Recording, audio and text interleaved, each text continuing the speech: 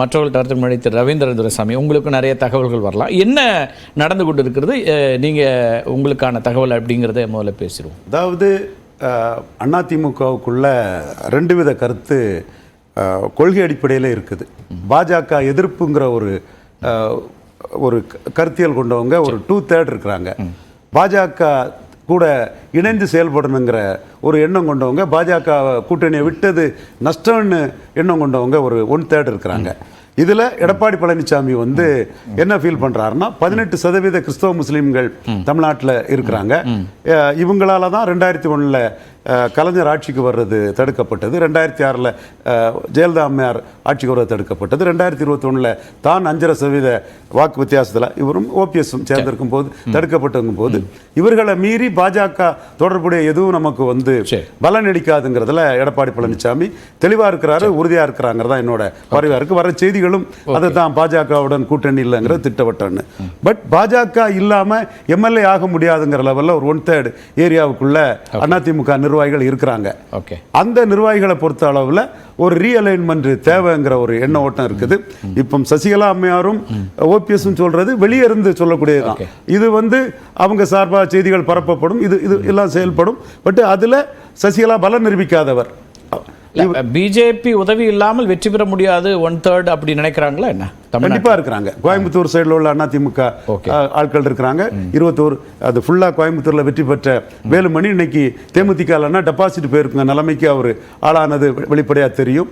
அதே போல தென் மாவட்டத்தில் தளவாய் சுந்தரம் ஒரு செல்வாக்கான ஒரு தலைவர். கன்னியாகுமரி மாவட்டத்தில் எங்கள் மாவட்டத்தில் இந்த சந்திப்பு நடந்ததா? அப்படி ஏதாவது செய்தி இருக்கா? இன்னைக்கு ஆங்கில ஊடகங்கள்லாம் சொல்றாங்க, உடனிருப்பவர்களே அது பற்றி பேசுறாங்கிறது நடக்குதா? வெளியிலேருந்து பேசுறது ஒன்று, உள்ள அவரோட பயணிக்கிறவங்க பேசுறது ஒன்று. அவரோட பயணிக்கிறதா பேசுறது வந்து நம்ம அதை உறுதிப்படுத்த முடியல. பட் அந்த எண்ண ஓட்டம் செங்கோட்டையனுக்கு இருக்கு, வேலுமணிக்கு இருக்குது, பலருக்கு இருக்குது. அவங்க அதை அவங்களை சந்திக்க மற்றவங்கள்ட்ட வந்து எடப்பாடிக்கு எதிரான கருத்துக்களை அவங்க சொல்றதா தகவல்கள் வந்துட்டு இருக்குது. நேரடியா எடப்பாடிட்ட போய் சேலஞ்ச் அது கட்சியினுடைய வெற்றின்னு அதுக்கான யூகம் அதுக்கான வியூகம்னு பேசுறாங்களா? எடப்பாடிக்கு எதிரானதுன்னு சொல்ல முடியும்? எடப்பாடிக்கு எதிரானதுன்னு இல்லை, அந்த இடத்துக்குள்ள அவங்க ஃபியூச்சர் அதுல சிக்கல் ஆகுது.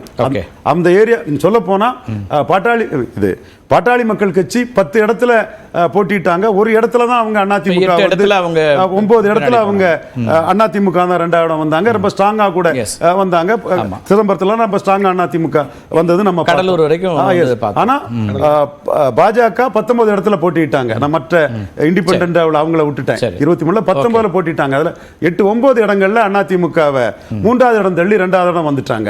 இந்த இடங்கள்ல உள்ள அதிமுக நிர்வாகிகள் வந்து பாஜக இல்லாம நாம சர்வை பண்றது கஷ்டங்கிறத உணர்றாங்க.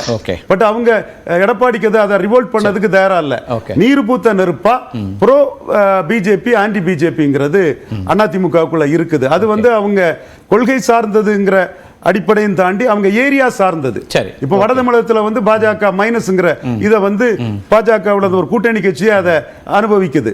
அது நமக்கு தெளிவா தெரியுது. ஆனா மேற்கிலும் தெற்கிலும் வந்து பாஜக பிளஸ், இன்னும் சொல்ல போனா பாஜக பிளஸ் ஆகிறதுக்கு ஓபிஎஸ் அவர்கள் வந்து பெருமளவுக்கு ஒரு சமூக ஓட்டுகளை கொண்டு வந்ததும் ஒரு காரணங்கிறதும் தெளிவு. நம்ம பாஜக சென்ட்ரிக்கா மட்டுமே அதை பேசுவது சரியா இருக்காது. ஓபிஎஸ் வந்து கணிசமா தென் தமிழகத்தில் வாக்குகளை கொண்டு வந்திருக்கார். ஸோ இந்த deep south, upper south, delta, வெஸ்ட்ல கோவை, நீலகிரி இந்த பகுதியில் உள்ள அதிமுக நிர்வாகிகள் பாஜக அண்ணாமலை கட்சியை வளர்த்துட்டாரு, அவர் வந்து ஒரு சக்தியா இருக்கிறாரு, நம்ம 2ஆவது இடத்துக்கு தான் இங்க நம்ம போட்டி போடணும், அதுலயும் 3ஆவது நம்ம வந்துட்டோம் அப்படிங்கிற எண்ண ஓட்டத்தில் இருக்கிறாங்க.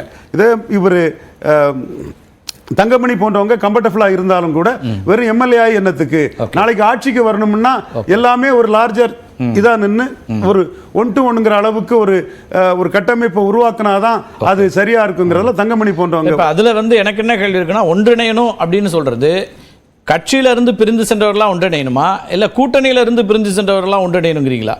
என்ன அது எது எப்படினாலும் 2026 தான். நான் கழிஞ்ச சுற்றுல ஷாம் அண்ணன்கிட்ட பேசின மாதிரி நம்ம பேசுவோம், பேசிக்கிட்டே இருப்போம், காஃபி டாஃபின்னு போயிட்டே இருக்கோம். பட் இந்த விஷயங்கள் வந்து நடந்துட்டு இருக்கும். காரணம் இன்னைக்கு 2ஆம் இடத்துக்கான போட்டி தான். வெளிப்படையா சொன்னா திராவிட இயக்கம் அது இது ஷாமன் சொன்ன தரவுகள்லாம் கரெக்ட் தான். 36 பாராவும் சேர்ந்து 35% வாக்கு எடுத்திருந்தாங்க. என்றாலும் இன்னைக்குள்ள இதுல அண்ணாமலை ஒரு அணியை கட்டமைச்சிட்டாரு. அது 18% பலத்தில் இருக்கிறாங்க. விக்கிரவாண்டியில களத்துல நிற்கும் போது கூட அண்ணாமலை எடப்பாடிக்கு ஸ்கேன் ரெக்கார்டு கொடுத்ததான். அது விக்கிரவாண்டி தேர்தல் முடிவில் தெரிஞ்சிடும்ல. தேர்தல் முடிவு என்னவா வருது, என்ன மார்ஜினில் வெற்றி பெறுகிறார்கள் அப்படிங்கிறதுலேருந்து அது அதிமுக முடிவு சரியா இவங்க முடிவு சரியாங்கிறது அப்போ தெரியும். தெள்ள தெளிவாக ஜெனரல் எலெக்ஷன்லே ஸ்டாலின் வந்து அன்கம்பேரபிள் பொசிஷனில் மேலே இருக்கிறாரு. மார்ஜின் சொல்கிறேன் சார், மார்ஜின்லேருந்து நிறைய விஷயங்களை பேசுவாங்கல்ல, அதிமுக சொல்லுவாங்கல்ல, கண்டிப்பாக பேச முடியும். அது களத்தை விட்டு அதிமுக நிற்காததே 5% டிஃபரன்ஸில் இருக்கக்கூடிய தேசிய ஜனநாயக கூட்டணிக்கு ஒரு வெற்றி தானே. தேசிய ஜனநாயக கூட்டணி 3வது பேர் இருக்குது அந்த இடத்துக்குள்ள. நம்ம ஏற்கனவே சொன்ன மாதிரி இதெல்லாம் இருக்கு. ஆனா அங்க எதிர்பார்க்கப்பட்ட முடிவு வரலன்னா அது தேசிய ஜனநாயக கூட்டணிக்கும் பின்னடைவாக மாறதுக்கான எல்லா வாய்ப்பு இருக்கு. தேசிய ஜனநாயக கூட்டணி பொறுத்து அவங்க தோப்பாங்கன்னு தெரியும். களத்திலே அவங்களுக்கு தோல்விங்கிறது எவ்வளவு வாக்கு வித்தியாசம், மற்ற விஷயம் ஒரு 25% வாக்கு அவங்க கண்டிப்பா எடுத்தாகணும். அதுல தான் இருக்குது. இப்ப தலைமை பொறுப்பு அப்படிங்கிறது தான் சிக்கலா இருக்கு. சசிகலா அவர்களையோ ஓபிஎஸ் அவர்களையோ இணைத்துக் கொள்றதுல தன்னுடைய தலைமை பொறுப்புக்கு சிக்கல் வரலாம் அப்படிங்கிறது ஒரு தயக்கம் இருக்குங்கிறாரு திரு ஷியாம். அது அப்படி அந்த தயக்கம் திராவிட இயக்கம், கழகம், அம்மா, புரட்சி தலைவர் எல்லாத்தோட இண்டிவிஜுவல் பொலிட்டிக்ஸ் தான் எல்லா லீடர்ஸுக்கும் முக்கியம். நம்ம எடப்பாடியும் அதுல குறைச்சு மதிப்பிட முடியாது. அன்று முதல் இன்று வரை அவருக்கு இண்டிவிஜுவல் பொலிட்டிக்ஸ் அவர் விட்டுக்கிட்டு நஷ்டமடையதுக்கு யாரும் செய்ய மாட்டாங்க. ஷியாமணனுக்கு அந்த கருத்து சரிதான். ரைட், நான் பேசுறேன். திரு தமிழ்மணி, இந்த சூழல்களை எப்படி பாக்குறீங்க? கன்சிடர் பண்ண வேண்டிய ஏதாவது ஒரு தேவை திரு எடப்பாடிக்கு வந்திருக்கிறதா? இவங்கெல்லாம் கேட்கலாம், வெளியில இருந்து கேட்கறாங்க, உள்ள இருந்து கேட்கறாங்கிற, உள்ள இருந்து கேட்கறாங்களா இல்லையாங்கிறது ஆன் ரெக்கார்டு எதுவும் வரல, பத்திரிகை செய்திகள் தான். வெளியில இருந்து கேட்கறாங்கன்றது ஆன் ரெக்கார்டா இருக்கு. இதை எப்படி அவர் எதிர்கொள்கிறார் அப்படின்னு பார்க்குறீங்க? சார், நான் சொல்லுகிற அதிமுக இல்லை, சொல்கிற எந்த கருத்தும் அதிமுக கருத்தாக எடுத்துக்கக்கூடாது.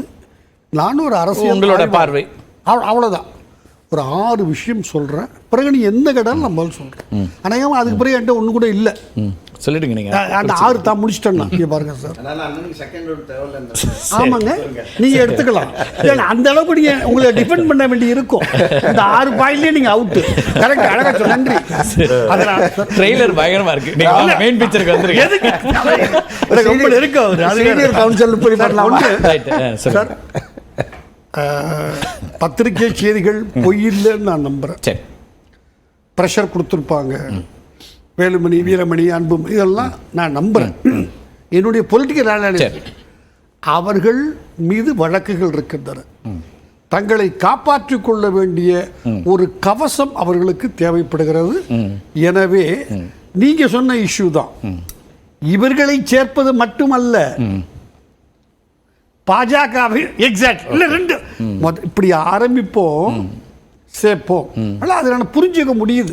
ஒன்று சார், இந்த யுத்தம் தயவு செஞ்சு புரிஞ்சுக்குங்க, திரு ஓபிஎஸ்ஸுக்கும் இபிஎஸ்ஸுக்குமானது 22லேயே ஆரம்பிச்சிருச்சு. ஓகே, எனக்கு ஒன்று கொடுத்தா உனக்கு ஒன்று கொடு, தர்மர். ஆமாம், நல்லா நீங்கள் புரிஞ்சுக்கணும். ஆமாம் ஆமாம், எம்பிக்கு ராஜ்யசபா இபிஎஸ் சொன்னார், இப்போ நான் 3 பேரை தர்றேன், நீயா இல்லை ஏதாவது நோ, என் ஆள் எனக்கு வேணும். புரிஞ்சுக்குங்க. இந்த அது நீங்கள் ஈகோ கிளாக்னு சொல்கிறீங்களா, அது பேர்லாம் வேண்டாம். இந்த பிரிவு மனப்பான்மை, நான் சொல்றது நீ கேட்கணும், நான் சொல்றது நீ சொல்றது நான் கேட்கமா, இது 2 பேருக்கும். இப்போ நான் தியாகத்துக்கு ரெடிங்கிறாரு. வந்துட்ட ஒரு விஷயம் நான் கேட்குறேன் சார், நீங்கள் சொல்கிற நல்ல கருத்துங்க. அதனால் அது ஆகிவிட்டது.